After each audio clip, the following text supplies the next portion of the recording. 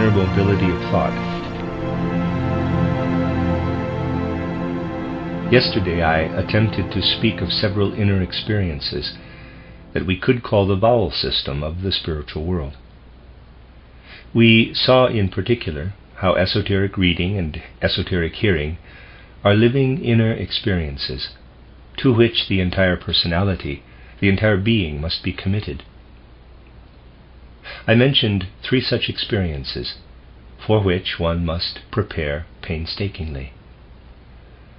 The first comes about when we gradually learn to transport ourselves consciously into the supersensible world, in which we are always present unconsciously, and by that means reach the portal of death. Further, I also spoke of the experience we come to when we acquire the so-called capacity for transformation into other beings. And then I attempted to show how the evil in the world can be so present to us that we recognize that its origin arises from a misuse of higher spiritual powers, which are in their place and in their way fully justified. Another experience of this kind occurs when we take entirely in earnest something that is connected with what has just been discussed. We must transform ourselves into something else, but in the process of this transformation, we must be able to hold on to the thread of our inner experiences. If we cannot hold on to these threads, we would find ourselves in the same situation as people on the physical plane who cannot remember what they experienced in physical life yesterday, or the day before that, or years previously. Just as we must hold on to the continuity of consciousness in normal physical life, so must we hold on to our memory through our transformations in the spiritual world. When we have transformed ourselves into a particular being or a particular process, we could lose ourselves outside our soul, unless we retain something like a higher, purely spiritual recollection of other forms, processes, and entities of the spiritual world. In other words, we must be a multifarious being, must be able to split ourselves up, break ourselves into pieces, go into multiplicity.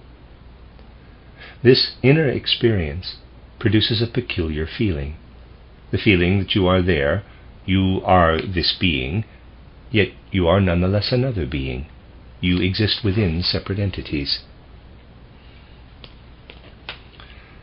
Without this developed feeling of multiplicity, we would certainly not be able to attain a true spiritual concept, for example, of the nature of the higher hierarchies.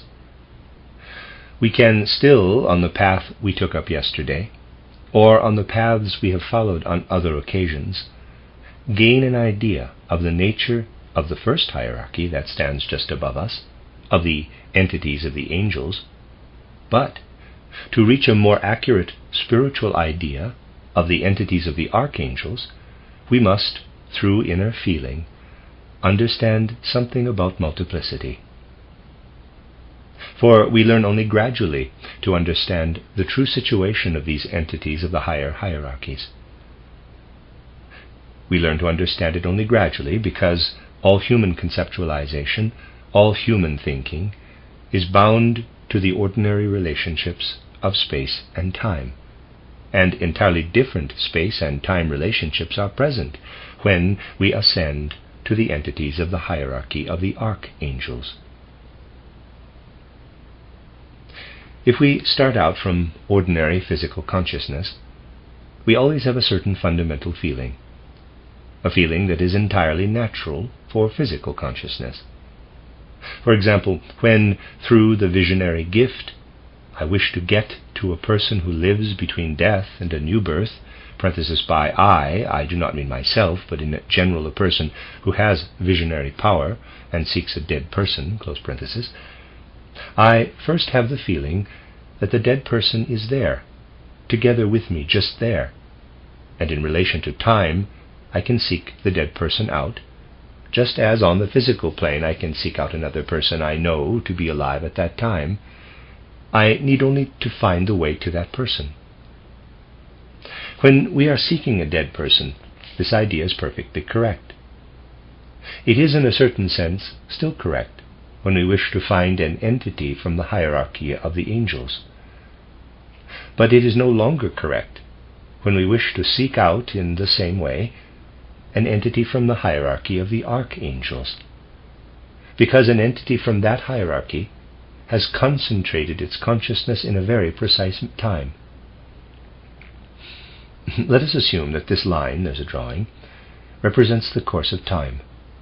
A seer who lives at this point in time, 1914, would be able to find a dead person or an entity from the hierarchy of the angels anywhere in the spiritual world in the same time.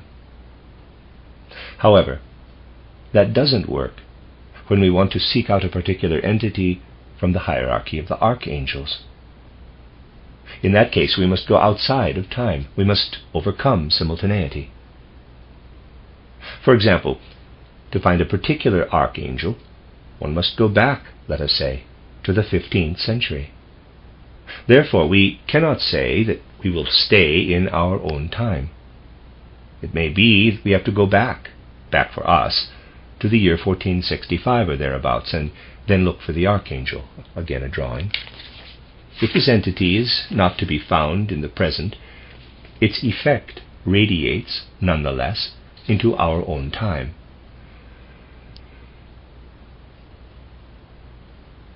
However, we find in our time only its effect. We do not find the entity itself in its own selfhood. Other archangels must be sought for at other points in time. And there's a drawing. We have to go outside of time. This is a difficult concept, but one must reach it. We must be clear that archangels always bear their name rightly. We actually first know why they bear this name when we get to their essence, in the sense I have just characterized. They are called, quote, angels of the beginning, close quote, which means they are always to be found at the beginnings of time periods, when peoples originate, when peoples enter into world history for the first time. There are the archangels, present with their full consciousness, with their own selves. That remains present in the future, in their effects. The effects flow into time. And if we wish to find them, we cannot merely remain in our time, we must go out of time, seek out temporal beginnings.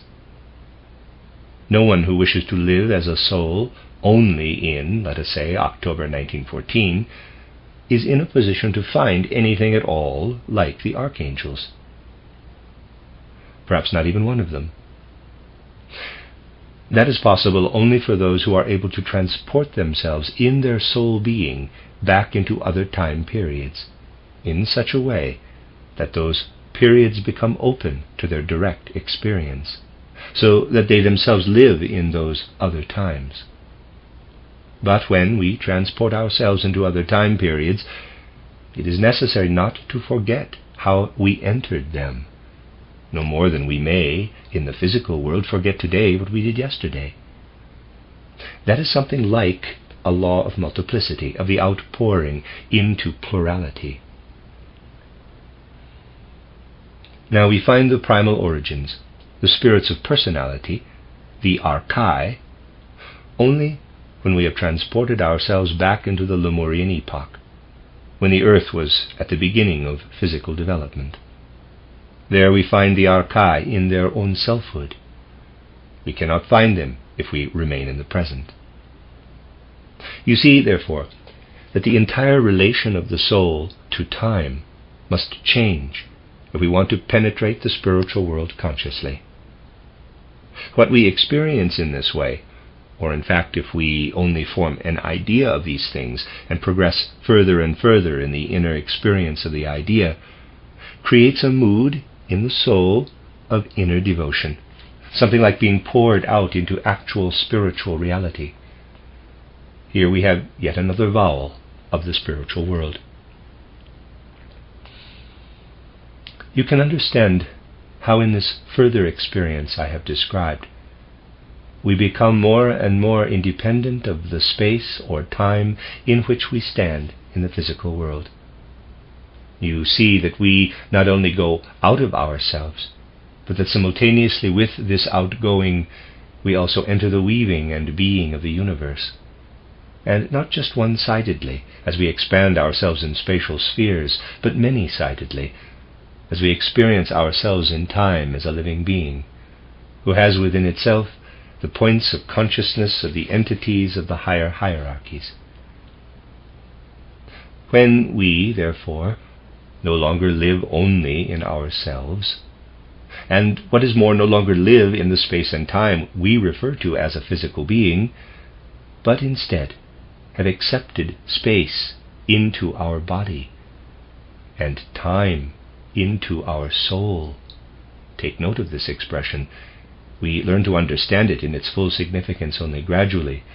When we have meditated on it a great deal, then we have united ourselves with what is not a general abstract feeling, but rather a living, weaving, and being in a cosmic existence, full of meaning. Everywhere one transports oneself has meaning, and everywhere we transport ourselves, meaning sprouts in our soul. And from individual meaning, universal meaning constitutes itself and weaves and exists in the world. The meaning of things blossoms forth like fruit out of many centers, and the spiritual content that blossoms forth in individual meanings from individual entities weaves itself together into a universally meaningful cosmic word. We weave and live within the cosmic word. This weaving within and living within the cosmic word is yet another vowel of the spiritual world, the most primal vowel of the spiritual world. With this experience of the cosmic word, which we must conceive in its manifold livingness, and not merely as spiritual hearing, everything resides that one can call inspiration in the higher sense. With this we can say, quote, what I know in this cosmic word, the world knows in me. I am basically innocent in everything I know in this way, for the world knows it in me. I can fall short in knowledge of the cosmic word, only because I am an imperfect instrument that allows this cosmic word to resound in me merely as fragmentary radiations. But it is the cosmic word that resounds in me. Close quote. And the more modest we have become, the further we have progressed toward being selflessly devoted, without having any pretensions about our own actions, thinking, feeling, and willing, the more we have progressed in allowing the cosmic word to rule in the weaving of our own being. Then, the more objectively we reproduce through the cosmic word what flows secretly through the world. So we have once again spoken of a vowel, of the fifth cosmic vowel. I wanted to awaken in you a concept, if only a very primitive one, of what the vowel system of the universe is. Now, when we have progressed as far as being versed in our inner being, in the kinds of feeling I have described through these 5 cosmic vowels, when we can experience in our soul what is, so to speak, a condensation from the spiritual world, then the soul can listen to what is occurring in the spiritual world. Then the spiritual world can speak to it. What happens then when communion with the spiritual world is truly cultivated on the path that opens through what I have described? Our astral body and our ego. The ego, however, has been raised to a higher level by being selflessly muted in the previously described manner, and has descended into the astral body, are outside our physical and etheric bodies. Indeed, we are outside our physical and etheric bodies with our ego and astral body when we are perceiving spiritually here in the life between birth and death. But we are still looking back at the etheric body, and it is the etheric body that reflects the vowel system. The etheric body has the possibility of sevenfold reflection. I have mentioned 5 of the reflections, 5 vowels. There are still 2 other vowels, which should be discussed more thoroughly on another occasion. But the characteristic ebb and flow of the etheric body, what it reflects in its life processes when we are outside ourselves, presents itself as these vowels.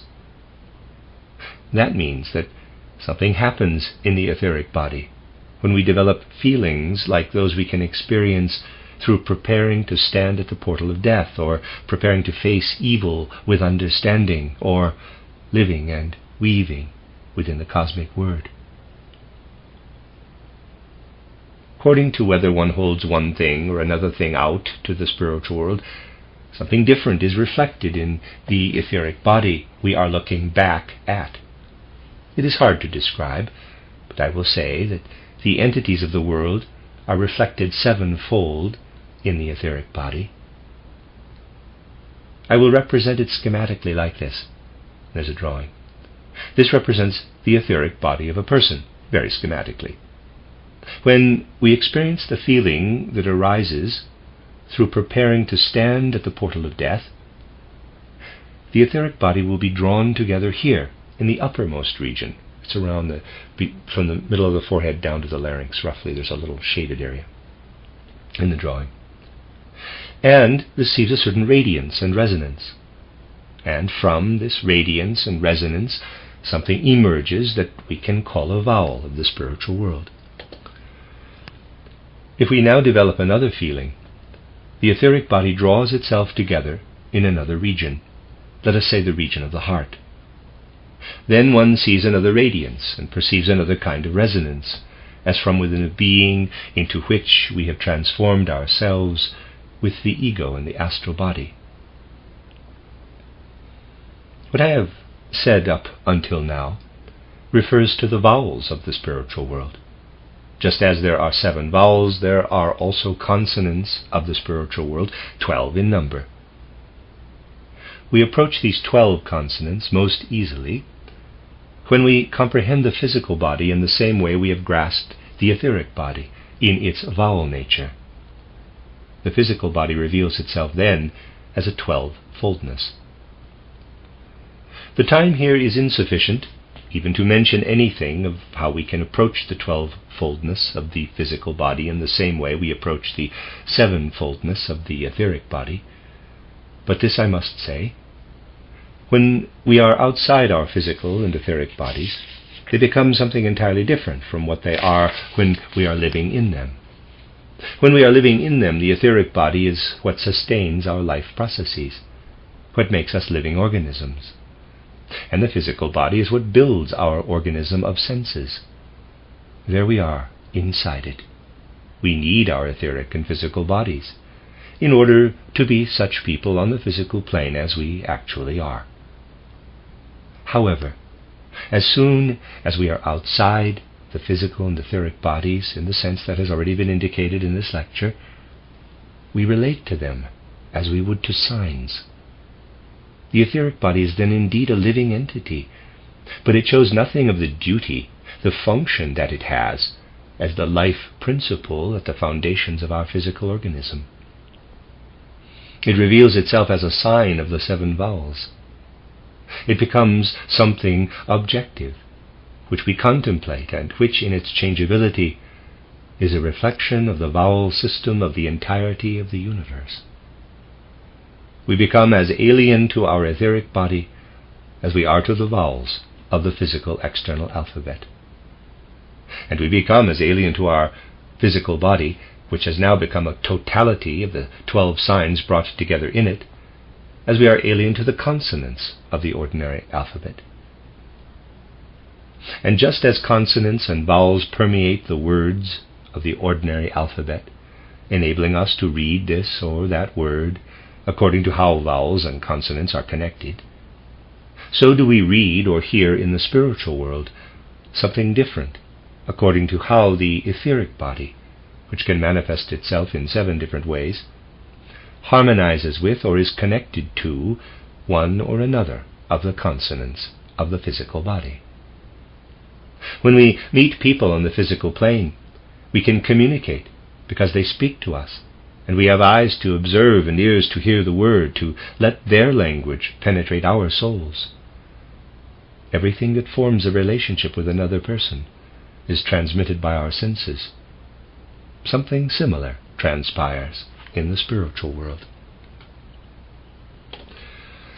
Let us say we are preparing ourselves to find a human soul who is living between death and a new birth. We know through inner experience that we are now united with this soul, that we are experiencing with it at the same time and in the same place in the spiritual world. Just as we need sense organs in the physical world to communicate with other people, in the spiritual world we need the faculty for looking back at the etheric body and the physical body.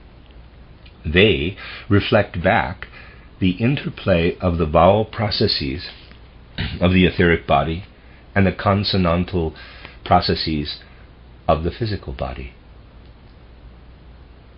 And the interplay expresses what one is speaking with the dead person, and is therefore necessary for communication with the dead person.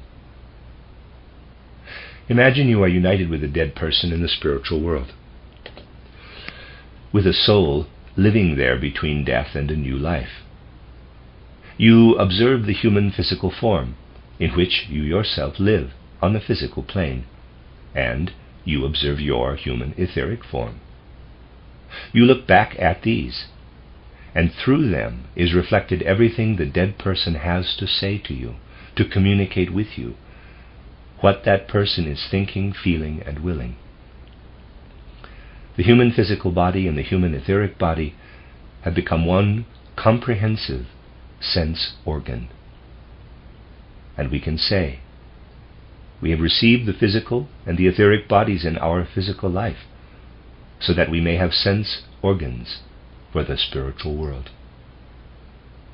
We are made aware once again that life in the physical world is not merely life in a vale of tears, from which we must yearn to free ourselves as a false asceticism would have it.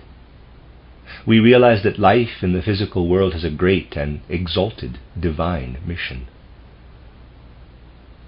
Within physical life we are adapting ourselves for what will develop into sense organs for the spiritual world. You will understand it more exactly if I tell you how perception of spiritual entities and processes takes place when we ourselves are in the time between death and a new birth, when we do not perceive the spiritual world clairvoyantly from within the physical world, but are united in the spiritual world with spiritual beings. As long as we wear a physical and an etheric body as our raiment, we have something that reflects, for they serve us as sense organs. When we lay them aside in death, naturally we no longer have these sense organs as external reality. You could now easily ask, can we not perceive what we experience in relation to the other entities and processes in the spiritual world between death and new life? Yes, then it is in fact different, and we perceive it in another way. Even visionaries must receive what they experience in the spiritual world as a reflection in their physical and etheric bodies here in the physical world. That is how it is as long as they are here in the physical world, as long as the physical body has not been lost through decomposition, and the etheric body through dissolution into the spiritual world. When we are in the spiritual world and no longer have physical and etheric bodies, then we are able to sketch out for ourselves, from the substance of the spiritual world, the world of signs from which the physical body and etheric body were correspondingly composed. We draw everything into the spiritual world. Assume you are living as a soul between death and a new life, together with another human soul.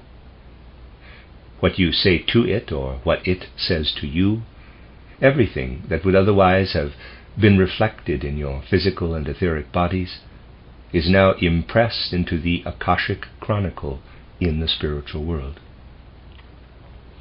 What would otherwise have expressed itself in the reflected image of the physical and etheric bodies, in vowels or consonants, you now actually inscribe with your own power into the spiritual world, into the Akashic Chronicle, erasing it yourself when it is no longer necessary. I gave the first indication of these things in my book titled Theosophy, at the beginning of the chapter about the so-called realm of spirits, where I said that individuals in a particular stage of development in Devachan, in the realm of spirits, see their previous incarnation lying out before them on the, quote, continent area, close quote, of the realm of spirits. That is an inscription of a spiritual writing. The ideal would be for a book like Theosophy to be studied so eagerly that many readers would arrive at something like what is being discussed now. A great deal is contained in these books, and those who read them with the heart, with all their inner soul experience, could get to that point entirely through their own reading. However, books on spiritual science are usually not read with the required attention. They really are not, for otherwise, after Theosophy and titled How to Know Higher Worlds, and perhaps also titled Outline of Esoteric Science, had been written, all lecture cycles could have been written or delivered by someone other than me. Basically, everything is in these books, only people generally don't believe it.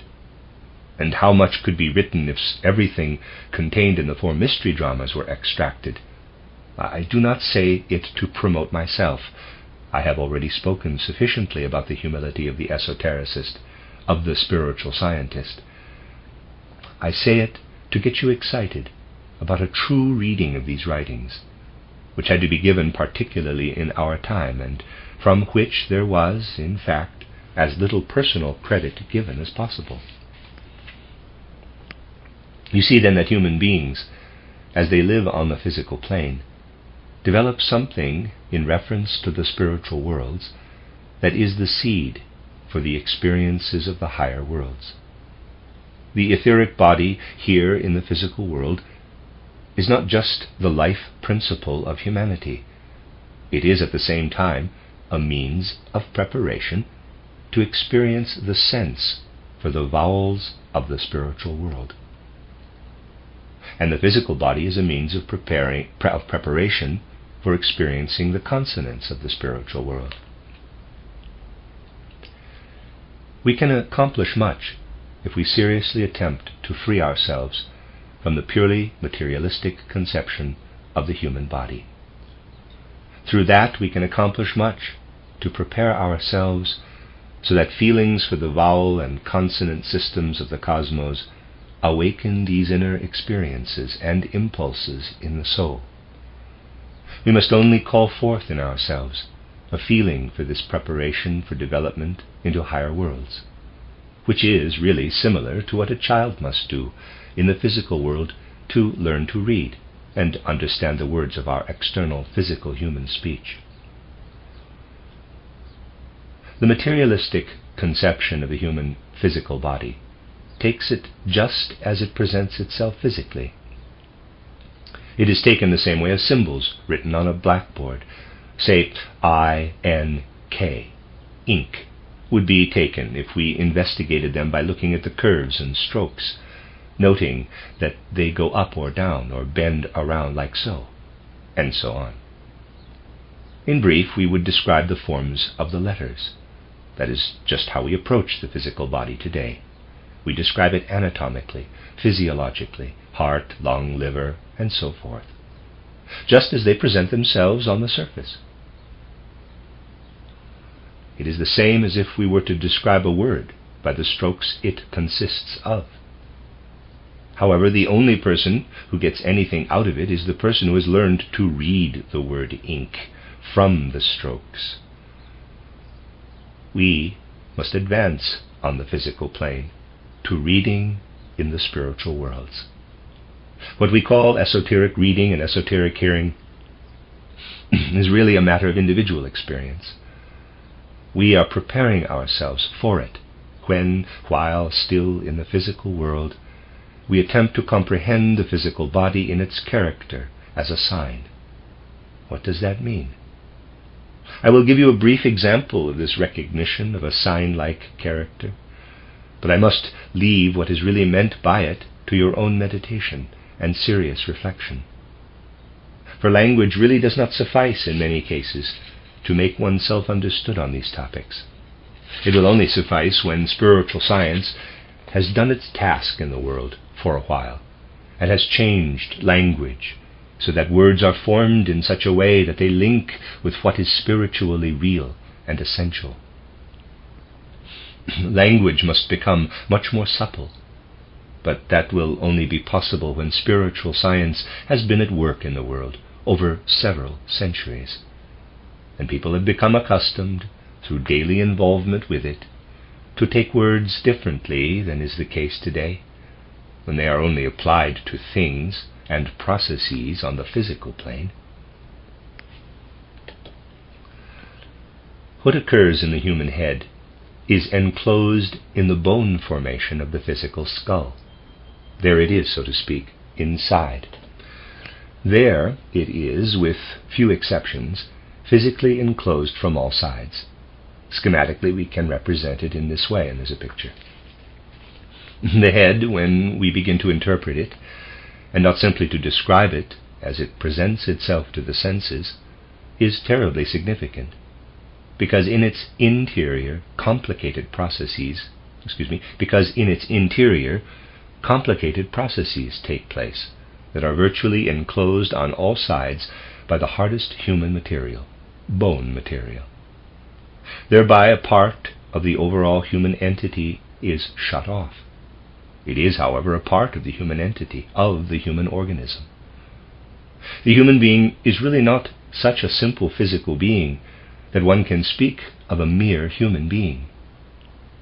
The primitive ideas about this subject prevalent today are shown by the criticism of my books, regarding the fact that, they speak of a sentient soul, an intellectual or mind soul, and a consciousness soul, whereas the concept of the soul as a unified organ has been taken as magnificent progress. It is understandable that our materialistic culture prefers the commonly received wishy-washy mishmash about the soul that is called psychology today to the description of the real elements of the entity found in spiritual science. Dividing the soul into the sentient soul, intellectual or mind soul, and consciousness soul is not based on abstract thinking. They belong to different ages in relation to their creation, and are connected with different states of being. We can understand why the present intellectual culture finds something like that to be foolish, but in doing so, that culture characterizes itself and not what it criticizes. The physical organism of the human being is indeed quite a complicated entity, and by investigating it, one can develop the following thoughts, which of course may appear foolish to scientists today, to be sure. But St. Paul says that many a thing that is foolishness before man is wisdom before God. So much of what science sees only as foolishness could be wisdom before God. Consider this idea. What is the situation with our hands? Our hands are most decidedly connected with our soul being. And when we have a living feeling for what is going on in the hands, it is not without significance how people express what they are saying in the gestures of their hands. There is something to be said for that. Now, I will omit many transitional steps and leave it to your own discretion to fill it all in. Suppose now that, not through a process from the human side, but through one rooted in the world being, our hands were not formed in such a way that we could move them completely freely and let them follow our will. Suppose that instead they were connected to us in such a way that we had to keep them entirely still, that they were affixed to us by external nature.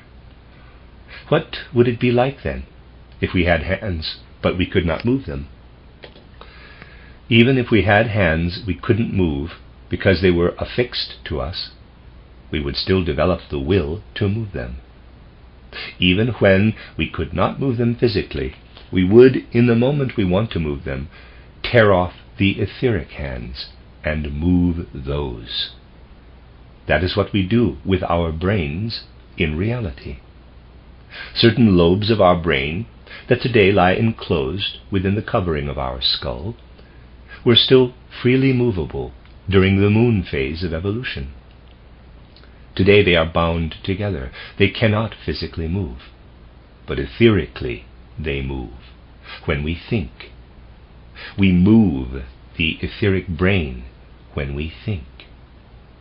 If we had not received this fixed brain pan or cranium for the brain that holds the lobes of the brain together, we would reach with our brain lobes and would make gestures with them, as we do now with our hands. However, for us to be able to learn to think, the lobes of our brain had first to be restrained physically, and the etheric part of the brain had to receive the possibility of tearing itself free. What I am saying is no play of the imagination. A time will come when our hands will be grown solid, when much else besides will be a solid part of the middle of our body. What now appears to be a free part of us, near the heart, will then be enclosed by a sheath, just as the brain is now enclosed by the cranium. That will be the Jupiter age. That which is most visibly expressed in our hands is being prepared to become eventually an organ of thought. At present we have preliminarily only rudimentary organs, which are small, not fully grown. Just as once we only had pieces of the cranium here in front on the forehead, we now have lying flat behind our shoulder blades what will eventually enclose our future brain. You interpret the shoulder blades in the human body correctly when you regard them as little pieces of bone that really belong to a skull which is closing up, only it has not yet grown into its full form. So you have, so to speak, a second human being enclosed in the first. And now I will say something quite paradoxical. There are yet other organs in the human organism that are pieces of a further cranium. These are now tiny in relation to the rest of the organism, and will not be fully grown until a yet later time. These organs are the kneecaps. The kneecaps have only made it as far as little surfaces. They are, as of yet, only suggestions of something that in another direction will become a thought organ for people. We are learning to interpret the human organism when we can say, parenthesis, this is only an example torn out of context, close parenthesis, that the human being has in fact 3 craniums. One is fairly well formed, closed off on all sides. The second is so far present only in 2 pieces, the shoulder blades. The third cranium consists of nothing more than the kneecaps. The latter 2, the shoulder blades and the kneecaps, which now exist only in part, can be completed in thought, rounded out into spheres. Thus we get 3 brains. What will one day be our second brain is hardly developed in our external human form. Now it shows itself externally. Later it will become an interior brain. When you make gestures With your hands today, you are preparing later thoughts. Thoughts that will conceive the processes of the elemental world in as real a way as you now conceive thoughts of the physical world with your head. As curious and paradoxical as it sounds, what lies outside the kneecaps, the calves, and the feet are entirely unfulfilled organs related to the earth's gravity. The kneecaps are preparing themselves, in conjunction with what they absorb spiritually from the earth today, to become, one day, when they are no longer present as physical organs, spiritual organs that will lead the way into the spiritual world, when the earth will be transformed into the Venus state. For that to happen, the present physical form must fall away, and something else must take its place. You see, there is a lot inside the esoteric observation of the world. The most important thing is not that one knows of this or that book that says this or that about the higher worlds. That is not the most important thing. We must acquire all that, because that is the only way to find what is right. But the most important thing is a certain manner of soul mood, a certain attitude of the soul, through which we learn to approach the world in a new way, and to take things in a different way from that used in the past. The important thing is that we be prepared through what we read with inner mobility of the weaving of thought, the experience of thoughts in themselves, in order to contemplate everything, even what is given physically in the world. For in their external form, things are not at all as they really are. As paradoxical as that sounds, our shoulder blade is not merely a shoulder blade as you observe it externally. That is Maya. That is false. The shoulder blade completes itself for us if we make a point of conceiving it in reality as a more extensive organ.